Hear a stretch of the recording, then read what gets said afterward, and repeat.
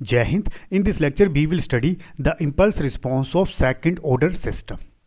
और ये जो सिस्टम है this is a under damped system. Under damped system के केस में जो जीटा होता है वो 0 से लेके 1 के बीच में वेरी करता है। This is a standard block diagram for second order system. This is input and this is output and this is A transfer function.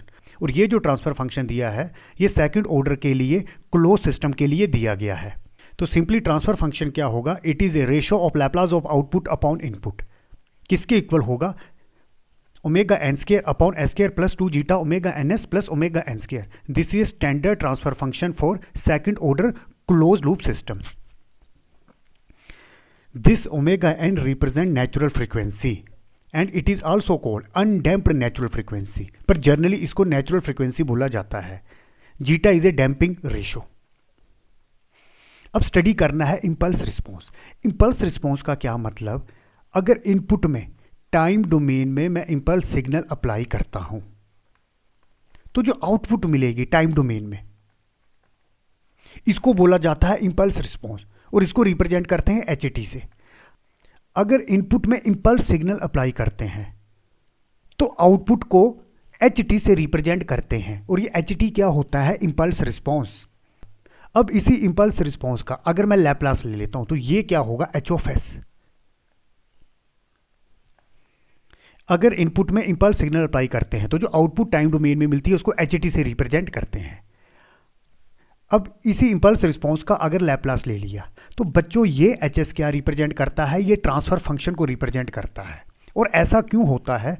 Transfer function की डेफिनेशन क्या होती है? Laplace of output upon Laplace of input is equal to transfer function. और transfer function क्या है? ये जो expression लिखा गया है। जब इनपुट होती है impulse that is this one, अगर मैं इसका लेता हूं लैप्लास तो उसका लैप्लास क्या आएगा?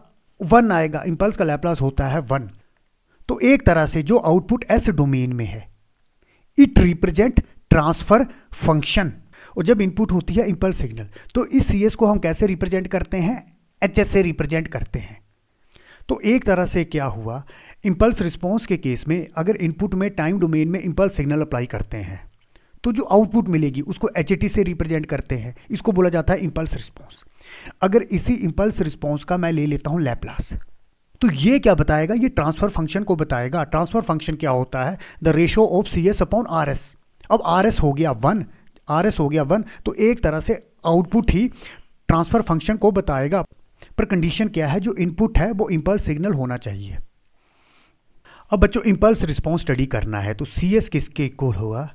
आर एस यहां पर चला जाएगा, आर एस इंटू ये जो एक्सप्रेशन है। अब इंपल्स रिस्पॉन्स स्टडी करना है, जो इनपुट है वो है इंपल्स सिग्नल, तो इसका लैप्लास क्या होगा? आर ऑफ एस होगा 1 होगा। एक तरह से सी एस क्या बना? इसको मैं एच ऑफ एस भी लिख सकता हूं, आपको पता है एच ऑफ एस या फिर सी ऑफ एस। अगर इनपुट क्या है? Impulse signal. ये एक्सप्रेशन आपको लिख लेना है। Omega N square R S हो गया है 1 तो simply omega N square upon this 1। अब पिछले लेक्चर में मैंने आपको बताया था for second order under damped system, ये जो डिनोमिनेटर में टर्म है मतलब ये जो कैरेक्टरिस्टिक इक्वेशन है इसको मैं कैसे लिख सकता हूं? इसको मैं लिख सकता हूं S plus zeta omega N whole square plus omega D square. Omega D क्या होता है? This is a damped natural frequency and this is equal to omega N 1 minus zeta square. अगर इस ओमेगा डी के जगह पर आप इस वैल्यू को पुट करोगे और फिर सोल्व करोगे तो यही एक्सप्रेशन मिलेगा। पर यह कंडीशन कब एप्लीकेबल है? For only under damped system जिसमें जो जीटा होता है ग्रेटर देन 1 और लेस देन 1 होता है। तो सिंपली अब ये जो डिनोमिनेटर में टर्म है इसको इस फॉर्म में लिख लिया। अब ऐसा क्यों किया? बच्चों हमें इंपल्स रिस्पॉन्स स्टडी करना है, मतलब एक तरह से सीटी स्टडी करना है, तो आगे हम लेंगे इनवर्स लैप्लास। अब इसका इनवर्स लैप्लास क्या होगा? हमें ऑलरेडी पता है साइन ओमेगा टी का लैप्लास क्या होता है? Omega upon S square plus omega square. इसी तरह से e to the power minus a t sine omega t, इसका लैप्लास क्या होता है? Omega upon e to the power minus a t है तो क्या आ जाएगा? S plus a square plus omega square.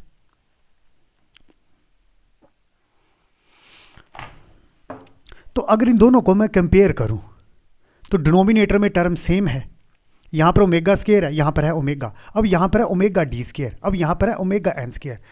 तो ओमेगा डी स्क्वायर के लिए क्या करूँगा, ऊपर मैं ओमेगा डी से मल्टीप्लाई करूँगा और नीचे ओमेगा डी से डिवाइड करूँगा। और ओमेगा डी किसके इक्वल होता है, omega N into 1 minus zeta square into, ये सारा का सारा एक्सप्रेशन आ जाएगा। एक ओमेगा एन को कैंसिल करेगा तो C S is equal to एक ओमेगा एन अपॉन ये जो नीचे 1 माइनस जीटा स्क्वायर है इंटू, ये पूरा का पूरा एक्सप्रेशन लिख लेना है, that is omega D plus S plus zeta omega N whole square plus omega D square. अब मुझे ले लेना है इन्वर्स लैप्लास। तो दोनों साइड जैसे ही मैं इन्वर्स लैप्लास लूंगा तो ये किस में चला जाएगा, small C of T, that is impulse response. ये इसको मैं कैसे लिख सकता हूं, H T is equal to omega N upon 1 minus zeta square. इसका इन्वर्स लैप्लास क्या होगा बच्चों, इन दोनों को कंपेयर करो तो मैं कैसे लिख सकता हूं, e to the power minus zeta omega n t into sine omega, omega के प्लेस में क्या है ओमेगा डी, आप देख सकते हो ओमेगा डी टी। तो this is a impulse response. अब बच्चों इंपल्स रिस्पॉन्स को ड्रॉ करना है, तो यहां पर मैंने लिख दिया सी टी, ये जो बेरी होगी एक्सिस, ये क्या होगी टी। अब ग्राफ कैसे बनेगा बच्चों, यहां पर एक तरह से दो फंक्शन मल्टीप्लाई होते हैं, e to the power something into sine omega d t, और simply e to the power something इस कांस्टेंट के साथ मल्टीप्लाई होता है। दो फंक्शन कौन से हैं, एक फंक्शन है ई टू द पावर समथिंग, तो ये फंक्शन कैसे बनेगा, कुछ इस तरह से होगा। दूसरा क्या है sine omega d T, sine omega d T किस तरह से वेव फॉर्म होगी, कुछ इस तरह से, एक इस तरह से साइन वेव है। अब इन दोनों फंक्शन को जैसे मैं मल्टीप्लाई करूंगा तो जो एक तरह से ग्राफ बनेगा वो इस तरह से बनेगा। जब इन दोनों को मल्टीप्लाई करेंगे तो इस तरह से फंक्शन बनेगा। तो आप देख लो एक तरह से साइन वेव बनती है और धीरे धीरे इसका एम्पलीट्यूड कितना हो जाता है, 0। अब यहाँ पर स्टार्टिंग कहाँ से हुई, अब यहाँ से at a time t is equal to 0, जैसे t इज इक्वल टू 0 लेते साइन 0 0 होता है, ये क्वांटिटी 0 0 इंटू एनीथिंग 0 बनेगा, तो ग्राफ यहाँ से स्टार्ट हुआ। अब ये वैल्यू क्या है बच्चों, ये क्या बता रही है डॉटेड लाइन, एक तरह से एक्सपोनेंशियल ग्राफ बता रही है। जब इस एक्सपोनेंशियल ग्राफ को हम साइन वेव के साथ मल्टीप्लाई करेंगे तो आप ऊपर से देख सकते हो और नीचे से देख सकते हो। तो एक्सपोनेंशियल के केस में ये मैग्नीट्यूड कितना होगा, सिंपली दिस इज एक्सपोनेंशियल और ये कांस्टेंट मल्टीप्लाई होता है। जब t था 0, अगर मैं इसकी बात करता हूँ तो e टू द पावर 0 होता है 1, तो सिंपली मिला omega n 1 minus zeta square, that is this one. और इसी तरह से ये जो एक्सपोनेंशियल है साइन वेव के साथ मल्टीप्लाई होगा, तो साइन वेव नेगेटिव साइड भी है, तो यहाँ पर ये वैल्यू क्या होगी, minus omega n 1 minus zeta square. एक तरह से जब इन दोनों को आप मल्टीप्लाई करोगे तो जो रिजल्टेंट होगा वो एक तरह से साइन वेव बनेगी और उसका एम्पलीट्यूड लगातार कम होता जाएगा। अब ये मैग्नीट्यूड कम क्यों होता है, यहाँ पर जो प्रोडक्ट हुआ है, प्रोडक्ट किसके बीच में हुआ है, एक एक्सपोनेंशियल सिग्नल, दूसरा है साइन सिग्नल, तो दिस इज साइन सिग्नल, तो this is A exponential signal. जब आप इन दोनों को मल्टीप्लाई करोगे तो रिजल्टेंट एक साइन वेव बनेगी जिसका एम्पलीट्यूड कम होता रहेगा। और इस सी टी को मैं क्या बोलूँगा, इम्पल्स रिस्पॉन्स। और इम्पल्स रिस्पॉन्स का बेनिफिट क्या होता है, इम्पल्स रिस्पॉन्स से मैं ये बता सकता हूँ सिस्टम स्टेबल है कि अनस्टेबल है। तो सिंपली अगर इम्पल्स रिस्पॉन्स को at a time t approaches to infinity में चेक करता हूँ तो इम्पल्स रिस्पॉन्स कितना मिलना चाहिए, 0 मिलना चाहिए। तो ये जो एक तरह से वेव बन रही है इसका एम्पलीट्यूड कितना हो जाएगा, 0। तो this is A stable system.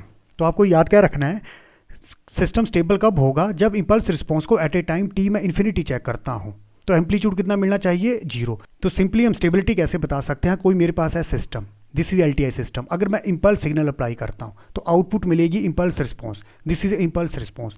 अगर वही impulse response at a steady state when time approaches to infinity, अगर इसकी वैल्यू मिलती है 0, जैसे आप यहाँ पर देखो, जैसे मैं टाइम को आगे लेता जाऊँगा तो ये जो वेव फॉर्म मिल रही है इसका एम्पलीट्यूड हो जाएगा 0, तो this is A stable system.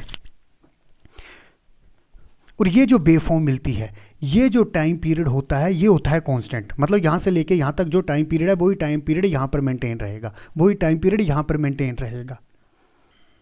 अब आप बोल सकते हो यहाँ पर जो टाइम पीरियड है वो तो इसके इक्वल नहीं है, पर बच्चों ये इक्वल होता है। अब यहाँ पर नहीं लग रहा है, पर ये एक तरह से जो टाइम पीरियड इस वेव का होगा वो सेम रहेगा। और सिग्नल सिस्टम में हमने पढ़ा है जब किसी सिस्टम का जो इंपल्स रिस्पॉन्स होता है वो होता है इंटीग्रेबल। इंटीग्रेबल का क्या मतलब कि अगर मैं इंपल्स रिस्पॉन्स की इंटीग्रेशन करता हूँ, अगर इसकी करते हैं इंटीग्रेशन, इंटीग्रेशन क्या होता है एरिया, और अगर वो एरिया आ जाता है फाइनाइट तो सिस्टम क्या होगा स्टेबल। तो सिंपली अगर इसकी करते हैं integration from zero to infinity, t approaches to from zero to infinity, अगर ये जो मैग्नीट्यूड आता है लेस देन इन्फिनिटी तो सिंपली सिस्टम इज स्टेबल। और ये स्टेबिलिटी हम सिग्नल सिस्टम में देखते थे। पर कंट्रोल सिस्टम में क्या हो जाता है, हम जस्ट ये बोल देते हैं कोई सिस्टम स्टेबल कब होगा, जब उसका इंपल्स रिस्पॉन्स मैं स्टडी स्टेट में चेक करता हूँ। एट ए स्टडी स्टेट अगर इंपल्स रिस्पॉन्स मिलता है जीरो तो वो सिस्टम है स्टेबल। या फिर अगर मैं ट्रांसफर फंक्शन के पोल्स देखता हूँ, जैसे एच टी का लैप्लास है h of s, that is this one, this is transfer function. अगर ये पोल लेफ्ट हैंड साइड में लाई करते हैं तो सिस्टम क्या है स्टेबल। अगर यहां पर पोल कैलकुलेट करते हैं, अगर ये एस प्लेन के लेफ्ट हैंड प्लेन में लाई करते हैं तो सिस्टम क्या है स्टेबल। तो अगेन बच्चों इंपल्स रिस्पॉन्स का कंट्रोल सिस्टम में बेनिफिट क्या होता है। फॉर एग्जांपल ये मेरे पास सेकंड ऑर्डर सिस्टम है, जरूरी नहीं ये सेकंड ऑर्डर है, ये कोई भी ऑर्डर का हो सकता है, पर कंडीशन क्या है इट शुड बी एलटीआई। मैंने अप्लाई किया इनपुट इंपल्स सिग्नल, जो आउटपुट मिला उसको मैं बोलूँगा इंपल्स रिस्पॉन्स। अब इस इंपल्स रिस्पॉन्स को एट ए टाइम टी मैं इन्फिनिटी चेक करता हूँ, अगर इसकी वैल्यू मिल जाती है जीरो तो मैं बोलूँगा सिस्टम इज स्टेबल। या मैं दूसरे तरीके से क्या बोल सकता हूँ, अगर मैं ट्रांसफर फंक्शन के देखता हूँ पोल, मतलब एच टी को अगर मैं ले जाता हूँ लैप्लास डोमेन में तो ये क्या बनेगा एच ऑफ एस। और जब सिग्नल होता है इंपल्स तो उस केस में ये जो ट्रांसफर फंक्शन होता है एक तरह से क्या होती है आउटपुट ही होती है। तो उस केस में मुझे आउटपुट में पोल की लोकेशन देखनी पड़ेगी। अगर सारे के सारे पोल लेफ्ट हैंड साइड में लाई करेंगे तो सिस्टम स्टेबल है। तो मैं सिंपली क्या बोल सकता हूं, अगर ट्रांसफर फंक्शन के या फिर अगर इनपुट है इंपल्स तो सिंपली जो आउटपुट होती है वही ट्रांसफर फंक्शन होती है, उसके सारे के सारे पोल लेफ्ट हैंड प्लेन में लाई करते हैं। तो उस केस में अगर मैं इंपल्स रिस्पॉन्स को at a time t infinity check करता हूं तो इंपल्स रिस्पॉन्स क्या हो जाना चाहिए जीरो। तो उस केस में मैं क्या बोलूँगा सिस्टम इज स्टेबल। पर सिग्नल सिस्टम और कंट्रोल में एक डिफरेंस होता है।